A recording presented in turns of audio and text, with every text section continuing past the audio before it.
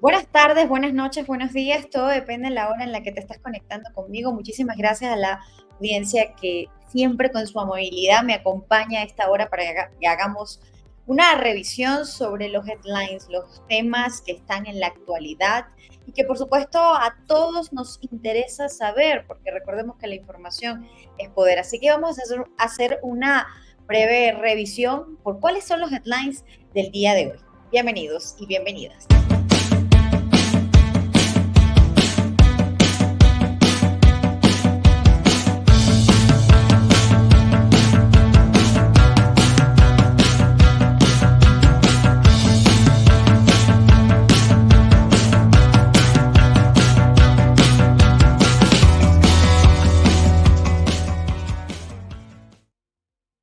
Bueno, vamos con esta información que ha tomado de sorpresa un poco pues a la comunidad internacional, pero quizás era algo que ya se esperaba y tiene que ver con las maniobras militares que el día de hoy pues China sorprendió a Taiwán. Y digo sorprendente entre comillas porque desde hace un buen tiempo y sobre todo desde el año 2022, China viene asediando a Taiwán con ejercicios militares y hoy lo volvió a hacer con una importante pues maniobra militar, un despliegue que dejó ver inclusive por la televisora estatal china. Y me gustaría compartirles justo a ustedes imágenes de lo que fue estas maniobras muy cerca de esta importante isla que China reclama como suya y que desconoce como independiente. Vamos a ver imágenes de la televisora estatal china de estas maniobras militares que se hicieron en el día de hoy y que, bueno, al ambiente de conflicto que ya se vive en Ucrania con Rusia, en Gaza con Israel y además ahora el Líbano, Irán y todos estos actores, hay que sumar ahora el tema de Taiwán y China que va a empezar a preocupar también a la comunidad internacional. Y no es que no ha preocupado, por supuesto que desde hace un buen rato la comunidad internacional teme que China, siguiendo los pasos de Rusia, pues intente hacer una invasión en la isla, aunque pues esto es algo de lo que ya está acostumbrado Taiwán, de hecho se ha preparado muy bien, pero ¿qué es lo que sucedió hoy? Pues desplegó un portaaviones, buques y aviones militares en lo que se considera una de las más grandes pues maniobras militares muy cercanas a Taiwán. Ustedes pueden ver en las imágenes y no solo también en sus islas circundantes en esa zona, pues que además trató de simular un bloqueo por parte de estas maniobras. Yo debo decir que estoy al aire y me voy a permitir la licencia de esto. Quizás me vieron un poco sobresaltada y lo he dicho en otras circunstancias. Tengo una pequeña mascota que va a ser la mascota de los headlines y eventualmente va a salir en cámara porque ahorita me sorprendió que empezó a ladrar y disculpen si escuchan los ruidos, pero no puedo dejar de comentar lo que son cosas que pasan en vivo y pido de antemano disculpas si se perturbó un momento el sonido.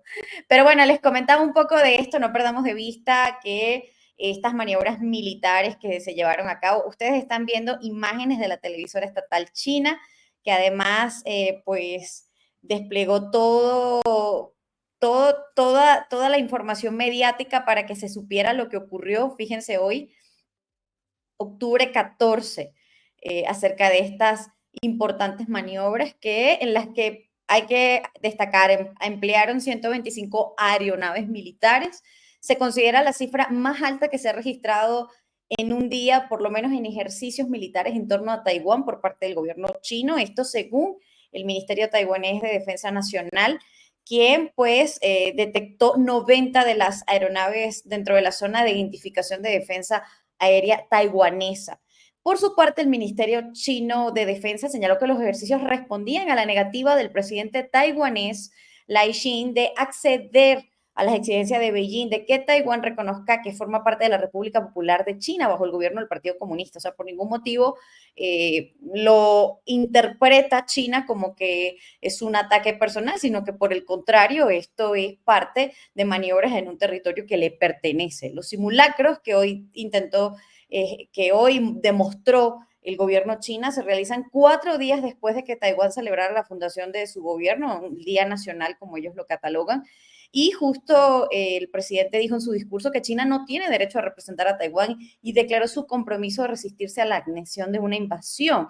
Y esto, por supuesto, tensó un poco más las relaciones. Esta situación no la veíamos tan parecida desde que Nancy Pelosi visitó Taiwán en el año 2022, que también generó un poco de tensión. Recordemos que Estados Unidos es el principal aliado de Taiwán y precisamente pues el Pentágono calificó esta operación militar de China como irresponsable, desproporcionada y desestabilizante. Fueron los términos que utilizó pues el Pentágono respecto a esta incursión de China que pone en alertas. Y le voy a mostrar también cómo a través de la cuenta de X de la televisora estatal china se muestra cómo se desplegó este simulacro de bloqueo, se intentaron hacer ver cómo se vería el bloqueo a Taiwán. Y miren, aquí ustedes ven en pantalla, esto es imágenes y una infografía que comparte la cuenta de la televisora estatal china y dice, el Comando del Teatro Oriental del Ejército Popular de Liberación de China organizó el lunes a sus tropas del ejército, la Marina, la Fuerza Aérea y la Fuerza de Cohetes para realizar ejercicios en lo que llaman algo así como en una operación Jon Snow, es como algo así como una espada unida en el estrecho de Taiwán y el norte y sur y el este de Taiwán. Fíjense ustedes cómo los buques rodearon totalmente buques y todo lo que desplegó el ejército chino sobre Taiwán, sobre la pequeña isla de Taiwán. Vean ustedes en pantalla, voy a tratar de ampliar más la imagen, bueno, creo que no me deja ampliarla más, pero esa imagen que ustedes pueden ver, sí, ahí me permite ampliarla mucho más, ahí nos muestra cómo fueron los ejercicios del ejército chino, totalmente rodeando a la isla, aunque ellos lo llaman un simulacro, pues parece es tal cual un ensayo a preparar lo que pudiera ser una invasión por parte de China a Taiwán. Y bueno, en otra imagen también de la televisora estatal de China, pues ellos también comparten, ya les voy a mostrar en pantalla, cómo fue que se realizó a cabo este ejercicio, cómo rodearon a la isla. Fíjense aquí, eh, tal cual lo señala, ¿no? La Guardia Costera de China dijo que sus formaciones realizaron patrullas policiales en las aguas que rodean la isla de Taiwán el lunes. Se trata de una acción práctica para imponer legalmente el control sobre la isla de Taiwán de conformidad con el principio de una sola China. Es decir, ellos aquí pues no interpreta el gobierno chino y quiere informar a través de la estatal de su televisora estatal, que ellos no están vulnerando el derecho internacional, sino que esto pertenece a el control de la isla de Taiwán, una isla que les pertenece, o sea, un principio de una sola China. Es lo que ellos están alegando con esas acciones militares que ustedes están viendo allí. Esto fue lo que ocurrió hoy, 14 de octubre, y por supuesto que genera preocupación porque ya tenemos varios conflictos en desarrollo y una nueva pues amenaza de invasión a Taiwán sería otro conflicto más que podría complicar. Recordemos que además Taiwán se caracteriza por ser el principal lugar del mundo donde se producen los chips, todos los chips de la tecnología, de todo lo que tenemos, de computadoras, de celulares, se producen en Taiwán. O sea que el impacto de una guerra en Taiwán generaría en todo el mundo efectos pues que no sabemos ni cómo se pueden controlar, porque ellos tienen la tecnología, la fabricación y el desarrollo de todos los chips a nivel mundial, incluso los chips que utiliza China. Así que vamos a ver qué puede ser si esto simplemente se quedó como una amenaza, si es una manera en la que China dice, estoy aquí presente, no se olviden, pero sí hay que prestar mucha atención a esto porque sin duda pues eleva las tensiones de muchos temas que ya vienen sucediendo alrededor del mundo y que sin duda generan mucha preocupación.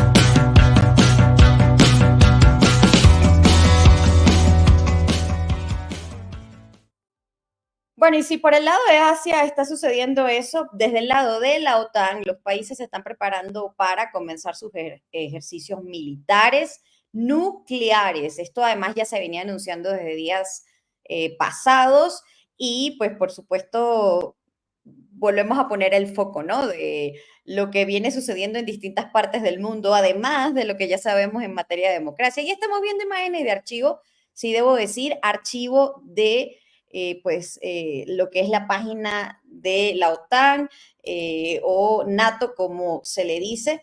Y es importante decir que estos ejercicios nucleares que se están llevando a cabo y que están realizándose desde hoy, va a contar con 13 países que están participando, 60 aviones y 2.000 efectivos en el mar del Norte. La OTAN entonces, con esta información que les estoy diciendo, confirma que inicia desde hoy los ejercicios nucleares, que va a implicar esta importante movilización militar con además 60 aeronaves que pueden transportar ojivas nucleares. En total se espera la participación de 2.000 militares de 8 bases aéreas y 60 aviones de combate, incluyendo reactores con capacidad nuclear, bombardeos, caza de escolta, aviones de reabastecimiento y aviones con capacidad de reconocimiento. Es un ejercicio militar que se va a dar a cabo sobre el Mar del Norte en los espacios aéreos de entre Dinamarca y Reino Unido, además de los Países Bajos y Bélgica. Esta información la extraemos de lo que recoge el portal Infobae acerca de estos nuevos ejercicios militares con los que se está preparando la OTAN. Y es que hay temor de que pues la crisis en Ucrania que adquiera una nueva escala y que no se sabe qué va a suceder con el resultado de las elecciones en Estados Unidos entre Kamala Harris y Donald Trump, que recordemos está siendo cada vez más cerrada la elección, Pensilvania allí siendo prácticamente uno de los estados decisivos, un estado muy importante, y ese empate técnico permite que crezca la incertidumbre no solo por los resultados, sino porque sabemos que de ganar el expresidente Donald Trump, pues él retiraría la ayuda a Ucrania. Más allá de su retórica, pues que es bastante dura y quizás puede considerarse hasta un poco populista, el presidente Donald Trump no está a favor de financiar guerras. Es antiguerra, aunque sea la retórica muy aguerrido, en la práctica Trump es de traerse a las tropas, de evitar pues que Estados Unidos siga financiando guerras en las que siente que no gana. Entonces, la perspectiva de que pudiera ganar Trump el tema electoral en Estados Unidos traería mucho impacto dentro de lo que puede ser el financiamiento de la guerra en Ucrania. Y por eso es que la OTAN se está preparando y el propio Volodymyr Zelensky, lo hemos hablado en anteriores ediciones de los headlines, ustedes saben que se reunió con el presidente Donald Trump pues, para presentarle su plan de paz. A veces me ven un poco distraída y yo les pido que me tengan toda la paciencia del mundo porque ustedes me la tienen, son muy benevolentes conmigo, pero es que estoy tratando de apuntar la mayor información técnica a medida que les voy hablando, no perder la idea y quiero darle detalles y compartirles información. Y por eso a veces pueden ver que me distraigo, pero yo me doy esta licencia porque tengo una audiencia súper amable y maravillosa, pero la finalidad es no solamente hablarles, sino mostrarles imágenes. Lo que estamos viendo en archivo, estas imágenes de apoyo de la página de, de la OTAN en YouTube, NATO, pero no es necesariamente los ejercicios para que lo tengamos presente, pero sí mostrarle imágenes de apoyo sobre cómo son los ejercicios militares y decirles que esta información se está dando. Y por supuesto que Rusia no dejó de reaccionar. Para Rusia esto es, pues, estos ejercicios militares que van desde el punto de vista a atender el tema nuclear, pues significa una mayor escalada de tensión. O sea, de hecho, advirtió que conduce a que la situación se tense un poco más en un momento de tirantez en las relaciones entre Moscú y todo el bloque atlántico con la guerra en Ucrania como telón de fondo.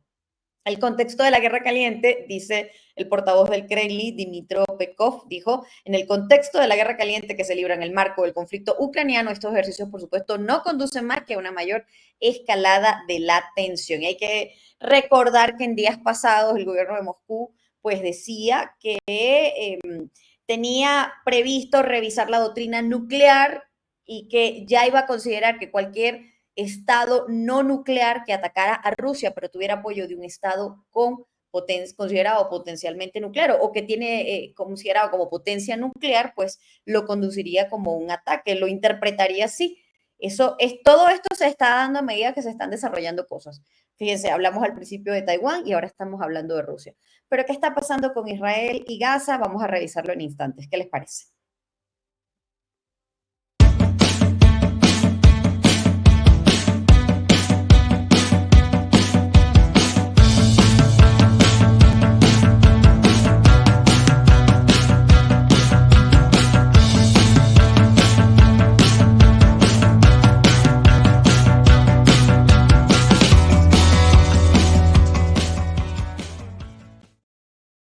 Bueno, y de acuerdo con el The Washington Post, el primer ministro israelí, Benjamin Netanyahu, le ha comunicado al gobierno del presidente de los Estados Unidos, Joe Biden, que va a planear atacar instalaciones militares en Irán en lugar de objetivos petroleros o nucleares. Esto lo está diciendo el diario, que dice que Netanyahu transmitió sus intenciones a Biden durante una llamada telefónica que mantuvieron el pasado miércoles, de acuerdo con un funcionario estadounidense y otra fuente familiarizada con el asunto que informaron a este diario. La acción de represalias se calibraría para evitar la percepción de interferencia política en las elecciones de Estados Unidos, según señaló la fuente que está citando The Washington Post, indicando que Netanyahu comprende que el alcance del ataque israelí podría influir en los comicios del 5 de noviembre. Pero además de esa información, sí es importante pues mencionar que respecto al conflicto que hay entre Hezbollah e Israel, pues Netanyahu dice que promete seguir atacando a Hezbollah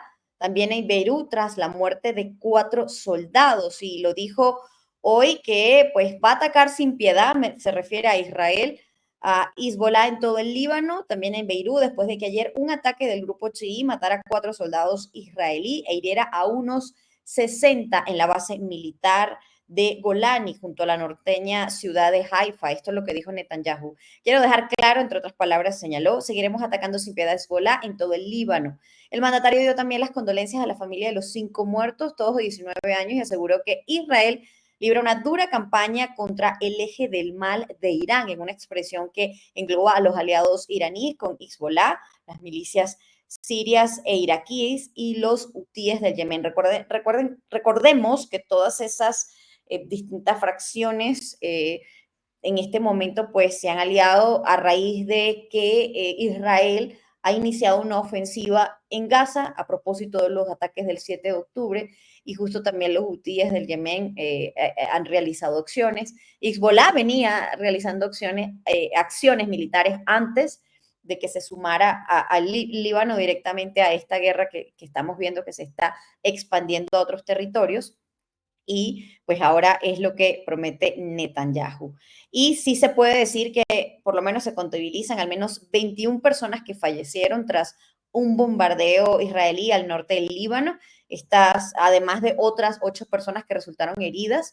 Esto en una zona de mayoría cristiana, hay que decirlo, ubicada al sureste de la ciudad de Trípoli, en el norte del Líbano, y que hasta ahora no había sido objetivo de ataques aéreos de Israel. Esto lo dijo la Cruz Roja libanesa, que además dijo en un comunicado que 7 equipos de ambulancias se dirigieron hacia la localidad tras el bombardeo, y añadió que los trabajos de rescate y desescombro continúan. Esto respecto a lo que está ocurriendo con la situación en Israel y Gaza. Bueno, y sobre todo en el Líbano, ¿no? En Gaza no ha parado, hay que recordar que no ha parado, pues también la ofensiva por parte de Israel. Esta es una nueva etapa que ahora estamos viendo en el Líbano y que pues, sin duda preocupa mucho a la comunidad internacional, porque estamos viendo distintos conflictos que se están desarrollando al mismo tiempo, sin posibilidad de calma, sin posibilidad de paz ni acuerdo, sino que pues cada vez estamos sumando más situaciones que preocupan a la comunidad internacional, desestabilizan la paz y por supuesto atenta contra las democracias en el mundo.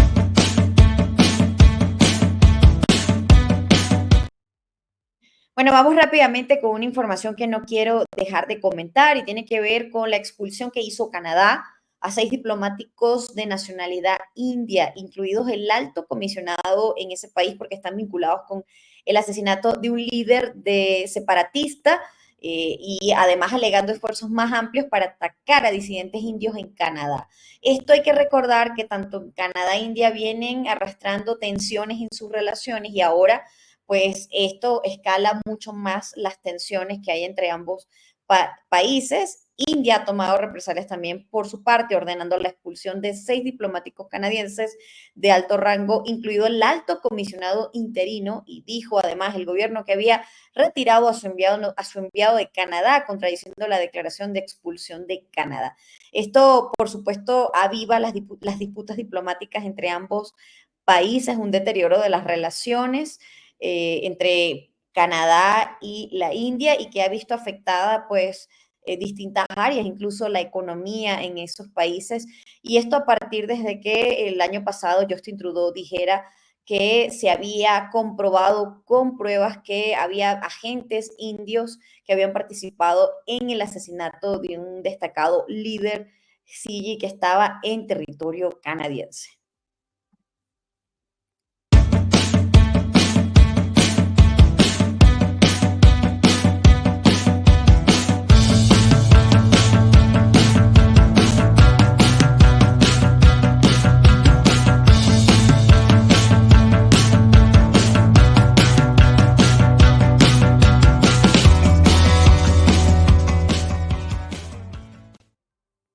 Bueno, vámonos a Latinoamérica, específicamente a Venezuela, porque el partido político Centrados va a proponer a la Asamblea Nacional Chavista, y nos referimos a la Asamblea Nacional controlada por Nicolás Maduro y por Jorge Rodríguez, una ley de amnistía para garantizar el ejercicio de la política y la liberación de las personas y dirigentes políticos detenidos en el contexto de la actual crisis que se vive postelectoral en el país. Esto lo dijo el presidente de la organización política, Enrique Márquez, quien además fue candidato presidencial. Y quiero compartirles parte de las declaraciones que él dio en el día de hoy, en donde pues hay que destacar, es la única figura, no quiero decir la única en la oposición, la única figura, a ver, déjenme explicarlo bien, que en este momento está planteando una amnistía. Ciertamente también lo ha hecho María Corina Machado en distintas ocasiones, pero está tratando de buscar acuerdos políticos. De una manera más sencilla, vamos a decirlo de una manera sencilla, Enrique Márquez le está ofreciendo al chavismo la posibilidad de corregir las violaciones a los derechos humanos. Está actuando como, como lo que obliga a la Constitución, está actuando como un ciudadano exigiendo que se respeten la Constitución y las leyes. Y aquí lo vemos, pues esto fue más temprano cuando... El recurso de revisión vamos a compartir que introdujéramos ante esa sala un grupo de ciudadanos hace unos días, hace unas 3 semanas, si mal no recuerdo. Esta decisión de la sala, nosotros debemos cuestionarla. Y debemos cuestionarla inicialmente porque ante una petición tan seria como la que hemos hecho, ante un asunto tan delicado como es el cumplimiento de la Constitución, la Sala Constitucional despacha el asunto y emite una decisión sin ir al fondo de lo planteado. No va al fondo. No evalúa la Sala Constitucional la constitucionalidad de la sentencia de la Sala Electoral en cuestión. Y lo más extraño de todo, lo más ilógico, es que no evalúa la constitucionalidad, pero ratifica la sentencia de la Sala Electoral. Si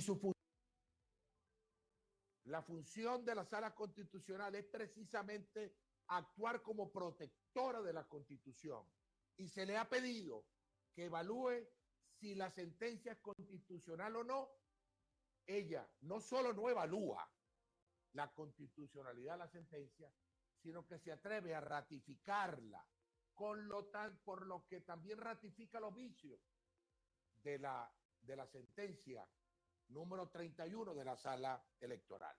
¿Cómo entender esto? Nosotros lo entendemos como la atención sobre la ilegalidad de lo que ocurría. Y en ese ánimo, pues, busca que se proponga también una ley de amnistía y se proponga que se respeten los resultados electorales y que se publiquen oficialmente como lo determina la ley. Recordemos que a estas alturas, desde el 28 de julio, hoy es 14 de octubre, a la hora que estamos haciendo los headlines en este día, y hasta esta fecha el Consejo Nacional Electoral aún no publica los resultados que certifiquen y garanticen que Nicolás Maduro sí ganó la elección. Por lo que hoy su presidencia es una presidencia cuestionada, es una presidencia que sabemos que no cumple con toda la legitimidad que debe cumplir un gobierno que ha sido elegido democráticamente. Allí se violó la ley electoral. Y aquí escuchamos parte de su disertación. Vamos a escuchar un poco más de lo que dice Enrique Márquez. Que se publiquen los resultados. Esa es nuestra exigencia. Así lo estamos planteando. Que no se trata de borrón y cuenta nueva. No, se trata de arreglar lo que tenemos malo en la casa y proseguir con el diseño de un país diferente. De un país diferente. Y hay algo que también queremos agregar ya finalmente en nuestra rueda de prensa, que este tipo de cuestiones como la discusión de las leyes electorales, que pudiera ser muy útil para el país, y yo espero que lo sea, no puede verse aislado, porque se trata de ¿qué? las leyes electorales deben mejorarse para mejorar la participación. Y nosotros vamos a hacer una propuesta sobre la ley orgánica de procesos electorales, la ley del poder electoral, la ley de partidos políticos. Vamos a hacer una propuesta, la vamos a llevar el miércoles. Nuestros documentos con propuestas, con todo eso. Muy bien. Pero es que aparte de eso, se nos tiene que garantizar el ejercicio de la política. Ahorita hacer política en Venezuela es un peligro.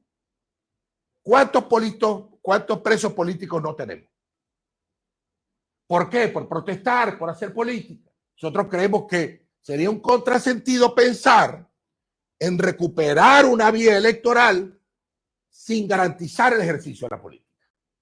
Sin decir, usted puede hacer política sin temor a que lo metan preso, porque no tiene sentido, por lo tanto. Y en ese caso nosotros, en el punto 4 de la correspondencia a la Asamblea Nacional, resaltamos algo que hoy queremos anunciar, que nosotros estamos proponiendo en el desarrollo de las condiciones una ley de amnistía general. ¿Para qué? Para que todos estos muchachos y toda la gente que se encuentra tras las rejas por hacer política o por protestar sea liberado. Y eso se convierte en una garantía para el país de que efectivamente es posible hacer política. Una ley, y la hemos denominado Ley de Amnistía y Reconciliación Nacional. Esta ley no nace de un capricho nuestro, es una necesidad que tiene el país. La vamos a empezar a discutir entre nosotros. Vamos a llevarla a los partidos políticos, vamos a llevarla a la sociedad civil y al final, por supuesto, la llevaremos a la Asamblea Nacional para que la Asamblea Nacional, que es la encargada de legislar, pueda discutir esta ley. Entonces, nosotros no perdemos la esperanza, venezolanos, no perdemos la esperanza. Bueno, Enrique Márquez tratando de ser mediador para que nuestras y tratando de darle oportunidad al régimen de Nicolás Maduro de que las instituciones funcionen como él lo dice. Tratando de ser mediador en el conflicto, si me permiten decirlo, entre lo que ocurre con la plataforma unitaria, con la líder de la oposición, María Corina Machado, y el régimen de Nicolás Maduro, que sabemos ha detenido a más de 2.000 personas, entre ellos, y lo vamos a seguir recordando una vez más y todas las veces necesarias, a niños, niñas y adolescentes a quienes no se les garantiza el interés superior de la niñez. Ustedes me verán reiterar eso hasta que alguna vez el fiscal Tarek William Saad se tome la molestia de recordar sus años de activista como defensor de derechos humanos y recuerde que existe una Convención de los Derechos del Niño que prioriza el interés superior de la niñez con niños, niñas y adolescentes. Pero es interesante ver el papel de Enrique Márquez, porque Enrique Márquez aquí intenta ser un mediador e intenta, en medio de tantas violaciones a los derechos humanos y respeto de la legalidad, y a la actitud del gobierno que dice que no le importa, pues intenta mediar y obligar a que las instituciones se comporten como instituciones y no como brazos del gobierno de Nicolás Maduro. Y a propósito de Nicolás Maduro, hay que pues comentar que hoy anunció cambios en su gabinete, sobre todo en lo que son las carteras militares. Hay que decir que en primer lugar ha ratificado el ministro de la Defensa, Vladimir Padrino López, también renovó a los comandantes que conforman algunos componentes de la Fuerza Armada Nacional Bolivariana y otros organismos. Ratificó a Domingo Hernández Lares, quien recientemente fue sancionado por Estados Unidos como comandante estratégico operacional de las Fuerzas Armadas Nacionales Bolivarianas.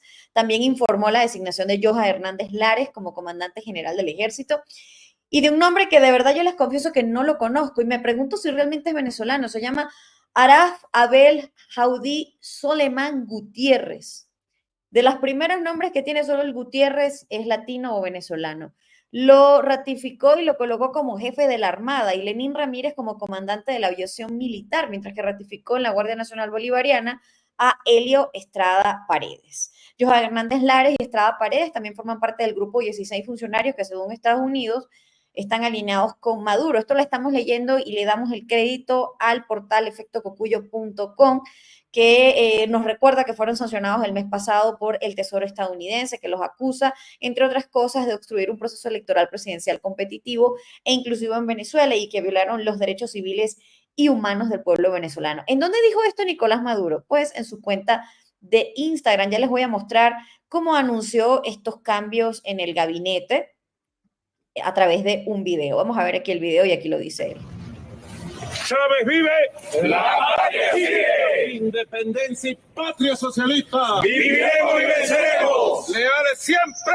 Traidores nunca. Nosotros estamos del lado correcto de la historia, eso no nos lo quita, pero nadie. Nadie. Así digan lo que digan ellos. Así salgan con alaracas, con gritos, con signos, con lo que quieran.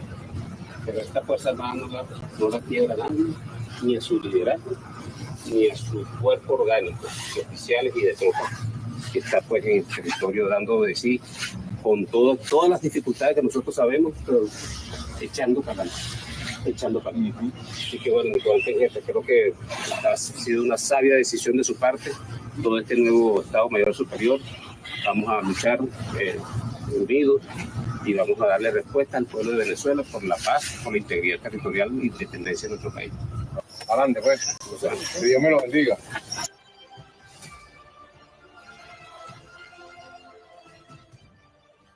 Bueno, muy importante no perdernos esta imagen, porque esto es lo que durante muchos años se denunció en Latinoamérica como el militarismo, y aquí podemos ver que si bien es cierto Nicolás Maduro es un civil, es comandante de las Fuerzas Armadas, y vean ustedes cómo el gobierno de Venezuela es un gobierno militar con acciones militares.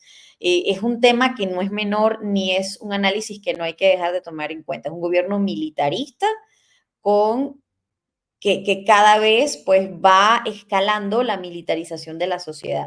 Y por eso es muy importante entender lo que, aunque vemos a Nicolás Maduro como un civil y es el comandante de las Fuerzas Armadas, el gobierno venezolano es un gobierno militarista ejercido por militares, y lo que ocurre es bajo el auspicio de militares, esto incluyendo las violaciones a los derechos humanos. Y esto es importante que no lo perdamos en el radar, sobre todo cuando nosotros empezamos a analizar qué ha pasado en otras circunstancias de países que han vivido procesos de debilitamiento democrático hasta llegar a regímenes autoritarios que violan derechos humanos con presos políticos, con denuncias de tortura, como en el caso de Venezuela, denuncias que son muy similares. Esto no perdamos de vista, que es ejercida por un régimen sostenido militar, y esto no es cualquier detalle. Y por eso es muy interesante saber estos cambios de gabinete que Nicolás Maduro no los hace en cadena nacional como otras circunstancias, sino que es un video corto, es un video que hace en sus redes sociales de Instagram,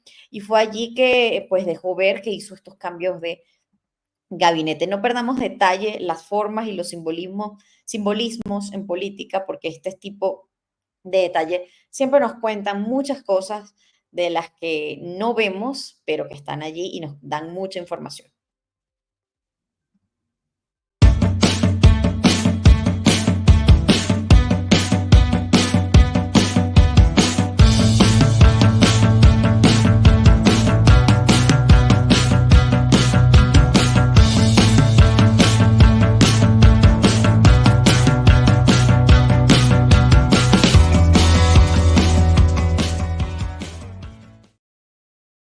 Información no la podíamos dejar de comentar, y tiene que ver con la condena a 10 meses de prisión que le han dado por el delito contra la hacienda pública por, escúchese muy bien, ocultar ganancias de casi 4.500.000 millones de euros, poco más de 4 millones de dólares, que obtuvo el hijo del el embajador de España en Venezuela, Raúl Morodo. Y este hecho se suma a otras denuncias que se vienen dando desde el gobierno de España por estas alianzas que tiene con el gobierno de Nicolás Maduro, donde se están descubriendo vínculos en tramas de corrupción y de intercambio pues de dinero. De esto lo hablamos la semana pasada, así que es muy interesante no perder de vista que en los últimos días pues estamos conociendo nuevas denuncias acerca de estas tramas de corrupción que se están llevando a cabo y que están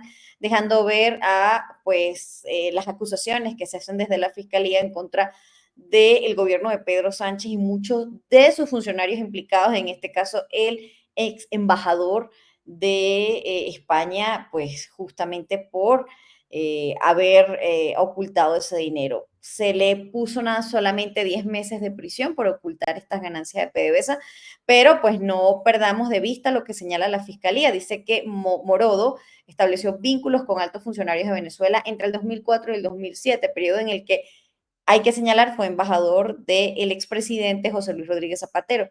La acusación añade que aprovechando su situación, ay Dios mío, hoy me estoy enredando horrible, una disculpa, la acusación añade que aprovechando esta situación, su hijo comenzó en 2007 una presunta relación contractual con PDVSA para ofrecer servicios de asesoría legal y consultoría internacional.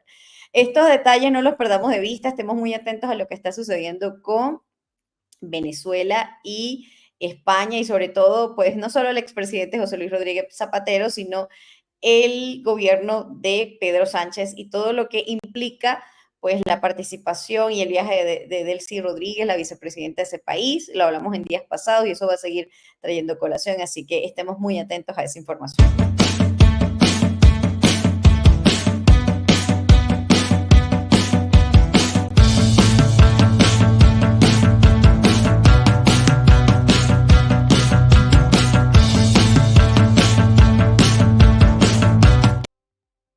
Bueno, a propósito de estos nuevos ascensos militares, estos cambios que se dieron, justo la líder de la oposición, María Corina Machado, compartió un mensaje en sus redes sociales y vamos a reproducirlo para ustedes, que es un mensaje que ella le manda pues a las Fuerzas Armadas Nacionales. Así que vamos a escuchar parte del mensaje que ella les manda en este para servir a tu país. Nicolás Maduro ya es pasado y tú lo sabes. ¿Qué sentido tiene entregar tu carrera, tu reputación, por sostener un gobierno que ya no tiene futuro? Son más de 25 años de promesas revolucionarias que nunca se hicieron realidad. Tus ingresos han caído a un mínimo insostenible. ¿Cuántos familiares y compañeros han tenido que irse del país? ¿Cuántas veces personas que te quieren te reclaman por seguir apoyando a un tirano que nos ha hecho tanto daño a todos? Sabemos que todos los días tratan de asustarte diciéndote que cuando los demócratas lleguemos al poder, iremos contra la Fuerza Armada Nacional y contra ti, que tú no tienes futuro con nosotros. Esto es falso. Venezuela necesita a todos sus hijos y nosotros contamos contigo para defenderla, reconstruirla y hacerla grande, próspera y segura. Te necesitamos a ti para enfrentar las verdaderas amenazas que existen contra nuestra patria, que no son nosotros, los ciudadanos, sino que son esos grupos irregulares y criminales que la están explotando y a su paso dejan una estela de hambre, de pobreza y de miedo. El que no la debe, no la teme. Tú sabes bien que la primera obediencia debida de un soldado es hacer respetar la soberanía popular. Y tú sabes la verdad de lo ocurrido el 28 de julio, porque estuviste allí y viste un pueblo unido, pacífico y esperanzado en las calles. Todo el mundo sabe que el pueblo de Venezuela derrotó ampliamente a Maduro. Lo hicimos en condiciones muy difíciles, enfrentando persecución y arbitrariedades, pero lo hicimos con disciplina, inteligencia y mucho amor. Amor a nuestros hijos, amor a la libertad y amor a nuestra tierra, Venezuela. Bueno, parte del mensaje que María Corina Machado envió a propósito de estos nuevos anuncios que daba Nicolás Maduro, pero ella llamaba a la ciudadanía militar, de hecho, les daba su carácter de ciudadanía en su cuenta de X, pidiéndoles que hagan respetar los resultados y que no se dejen pues seguir manipulando por un gobierno que viola los derechos humanos de los venezolanos. Esto es parte de la información que podemos compartir de Venezuela y también quiero compartir algo con ustedes brevemente. Tiene que ver con una denuncia que se está haciendo desde la cuenta de Justicia, Encuentro y Perdón.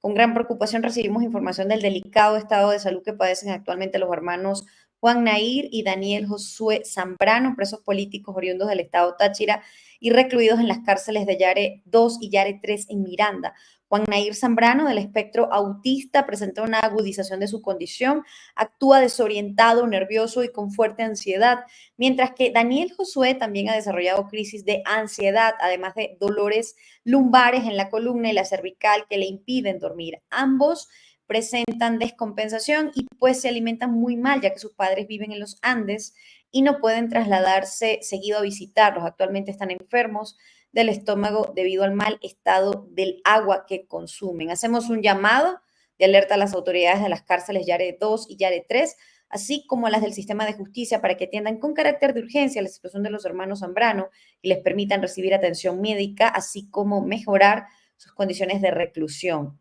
Además, exhortamos a revisar sus medidas privativas de libertad y que sean liberados por razones humanitarias o, en su defecto, trasladados a sitios de reclusión cercanos a su residencia familiar. Juan Nair debe ser liberado y sometido a un tratamiento psiquiátrico de inmediato, pues consideramos inaceptable que se le mantengan circunstancias de gran vulnerabilidad que agravan su condición y extienden su sufrimiento a toda su familia. Parte del comunicado que hace Justicia, Encuentro y Perdón sobre esta condición que denuncian de 2 presos políticos, entre ellos una persona con discapacidad en el espectro autista, en los que estarían pues en condiciones de insalubridad que están afectando su salud notablemente. Piden pues medidas humanitarias para ambas personas. No quería dejar de comentarles eso y pues ya estamos casi para despedir. Muy pronto, déjenme un chancecito revisar y seguimos con más información.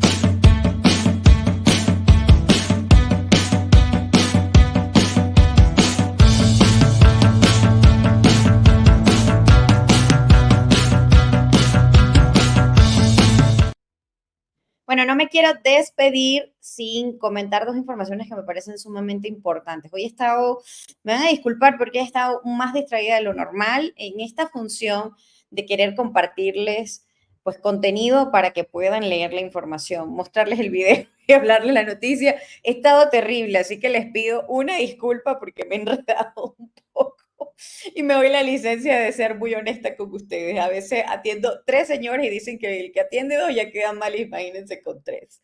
Entonces, pero de verdad que todo el compromiso y lo mejor para entregarles la mejor información. No quiero dejar de comentar esta noticia que me parece súper importante, porque así como hablamos de Venezuela, también hay que hablar de otros hechos donde también y lugares donde se violan los derechos humanos. Nos vamos a Cuba, donde 31 nuevos presos políticos por la violencia estatal, salvajes torturas y un total de 1.092 prisioneros políticos. Esto lo denuncia Prisoners Defenders, que es una ONG que lleva a cabo pues una documentación sobre la situación de los derechos humanos y la situación de los presos políticos. Aquí dice aumento de prisioneros políticos tras las manifestaciones pacíficas de marzo en la isla. Y justo nos muestran pues cómo se ha ido comportando. Fíjense ustedes este gráfico, el aumento para marzo del 2020, del 24, 1.092 presos políticos. Y esta página, ustedes pueden ver aquí información de lo que ha ocurrido a lo largo de la situación en Cuba, de cómo se incrementan pues las mayorías de las detenciones y la preocupación. Y parte de las preocupaciones que también comparten las ONG tiene que ver con las cifras de feminicidio. Están alertando las activistas que la organización, justo esta organización que les hablaba, Prisoner Defenders, ha vuelto a llevar a cabo ante la ONU la situación de los derechos humanos en Cuba y justo hablaron sobre 2 informes, uno respecto a los feminicidios en la isla y otro sobre las condiciones que sufren las presas políticas. Y en ese contexto han dicho que puede haber una cifra mucho mayor a la que el Estado registra. Y de acuerdo con la sociedad civil que ha intentado contabilizar el número de feminicidios en Cuba, verifican que hay casi 100 feminicidios al año, 10 veces la tasa de España, señalan las organizaciones, y preocupa que estas cifras no son registradas ni reconocidas por el gobierno de Cuba. Este llamado de atención lo hicieron hoy ante la ONU, en donde piden pues que haya además una ley que reconozca los feminicidios en la isla, porque en Cuba no existe el delito de feminicidio. Y eso es una de las principales peticiones que hacen las organizaciones de los derechos humanos y sobre todo las organizaciones feministas en la isla.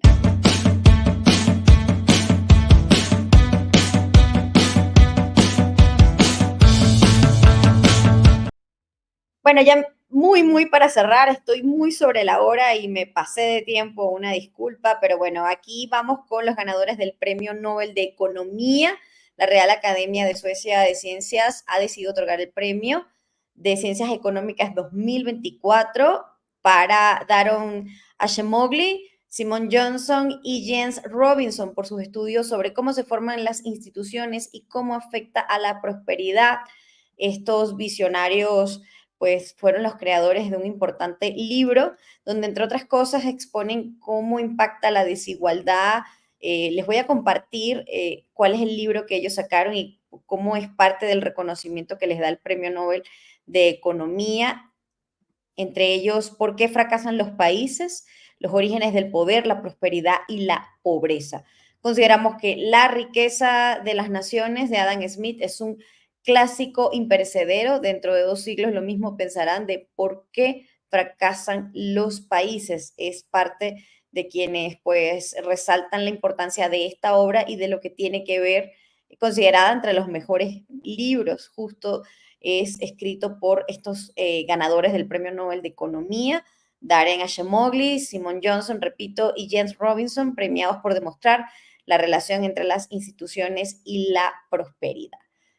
Ya a punto de poner punto final al día de hoy, a los headlines de hoy.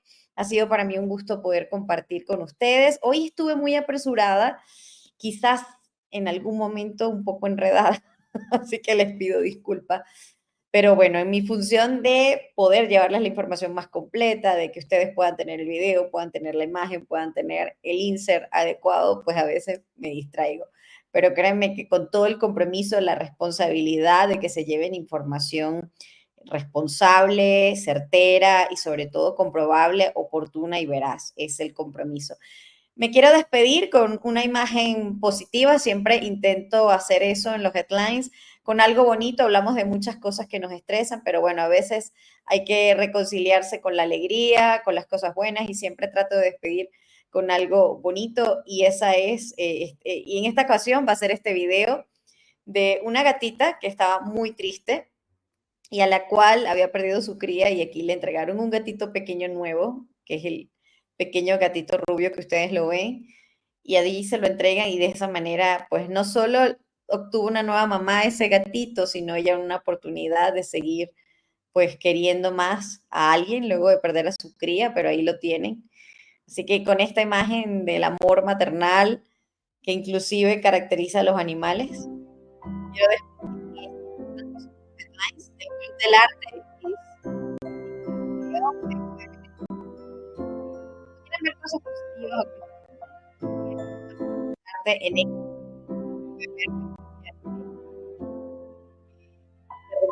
con un pequeño gatito huérfano aquí, ella va a ser ahora su madre, lo consuela a ella y ella también se consuela.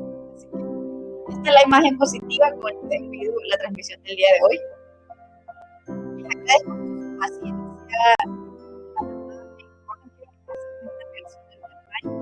De lunes a viernes a partir de las 8 de la noche. Y probablemente la semana que viene hagamos unas transmisiones especiales un poco en otro horario, que estaré avisando. Pero gracias de antemano por estar aquí. Y el día de mañana recuerden suscribirse y seguirnos por @losheadlines, @marijoreport, @losheadlines por YouTube, por Instagram, por Facebook y también por Spotify. Allí abajo están viendo dónde nos pueden seguir por Instagram también y @marijoreport, donde me pueden conseguir. Ha sido un placer compartir con ustedes. Espero que pasen una feliz noche y los espero el día de mañana cuando seguimos revisando los headlines. Un abrazo y que descansen mucho. O que tengan muy buen desayuno, porque todo depende de la hora en que te conectes conmigo, ya sea buenos días, buenas tardes o buenas noches. Mi beso y abrazo para ustedes.